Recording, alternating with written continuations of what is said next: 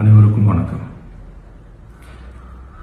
என் லைஃப்பில் இந்த மாதிரி ஒரு பெயின்ஃபுல்லான ஒரு சுச்சுவேஷனை நான் ஃபேஸ் பண்ணதே கிடையாது.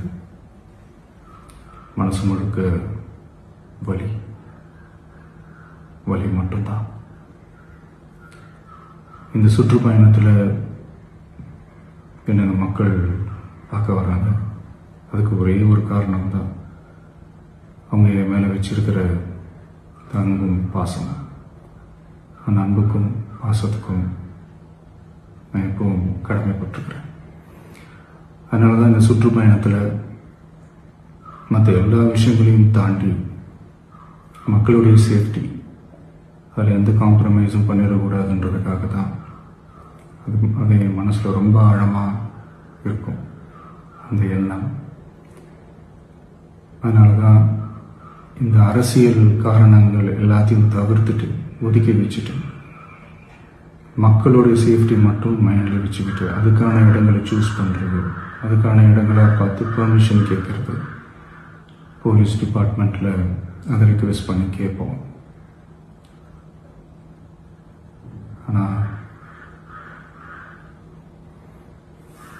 நடக்கக்கூடாதது நடந்துருச்சு. ஆனால் மனுஷன் தானே, அந்த நேரத்தில் அத்தனை பேர் பாதிக்கப்பட்டு இருக்கும்போது எப்படி அந்த ஊரை விட்டுட்டு என்னால் கிளம்பி வர முடியும்? நான் திரும்ப அங்கே போகணும்னு இருந்துச்சுன்னா அதை ஒரு காரணம் காட்டி அங்கே வேறு சில பதட்டமான சுச்சுவேஷன்ஸ், வேறு சில அசம்பாவிதங்கள், அந்த மாதிரி எதுவும் நடந்துடக்கூடாதுன்றதுக்காக தான் நாங்கள் அவாய்ட் பண்ணோம். இந்த நேரத்தில் சொந்தங்களை இழந்து தவிக்கிற அத்தனை குடும்பங்களுக்கும் என்னுடைய ஆழ்ந்த இரங்கலை தெரிவிச்சுக்கிறேன். எனக்கு தெரியும், என்ன சொன்னாலும் இது ஈடையாகாதுன்னு எனக்கு தெரியும். ஹாஸ்பிட்டலில் ட்ரீட் பண்ணிகிட்ருக்கிற எல்லாருமே சீக்கிரமாக க்யூர் ஆகி வரணுன்றதை இந்த நேரத்தில் நான் வேண்டிக்கிறேன். கூடிய சீக்கிரமே உங்கள் எல்லாரையும் நான் சந்திக்கிறேன். இந்த நேரத்தில் எங்களுடைய வலிகளை, எங்களுடைய நிலைமையை புரிஞ்சுக்கிட்டு எங்களுக்காக பேசின அரசியல் கட்சிகளை சார்ந்த நண்பர்கள், தலைவர்கள் அனைவருக்கும் என்னுடைய நன்றியை தெரிவிச்சுக்கிறேன். கிட்டத்தட்ட ஒரு 5 மாவட்டத்துக்கு பிரச்சாரத்துக்கு போனோம். இந்த மாதிரி எதுவுமே நடக்கல. ஆனால் கரூரில் மட்டும் ஏன் எப்படி நடக்குது, எப்படி நடக்குது? மக்களுக்கு எல்லா உண்மையும் தெரியும்.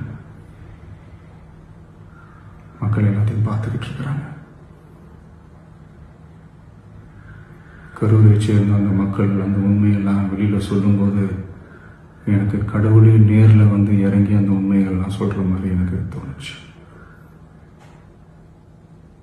சீக்கிரமே எல்லா உண்மைகளும் வெளியில் வரும்.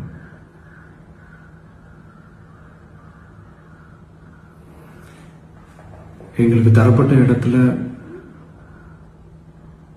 நாங்கள் போய் அந்த ஸ்பாட்டில் நின்று நாங்கள் பேசிட்டு வந்தோம். அதை தாண்டி எந்த தவறும் எங்கள் சைடில் நாங்கள் எதுவுமே செய்யலை.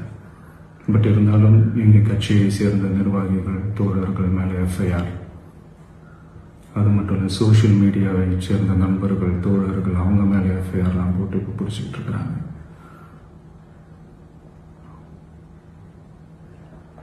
சிஎம் சார், உங்களுக்கு ஏதாவது இந்த பழி வாங்கணும் அப்படின்ற எண்ணம் ஏதாவது இருந்துச்சுன்னா என்ன வேணாலும் பண்ணுங்க. அவங்க மேலே கை வைக்காதீங்க. நான் ஒன்று வீட்டில் இருப்பேன், இல்லை நான் ஆஃபீஸில் இருப்பேன். என்ன வேணாலும் செய்யுங்க. நண்பர்களே, தோழர்களே,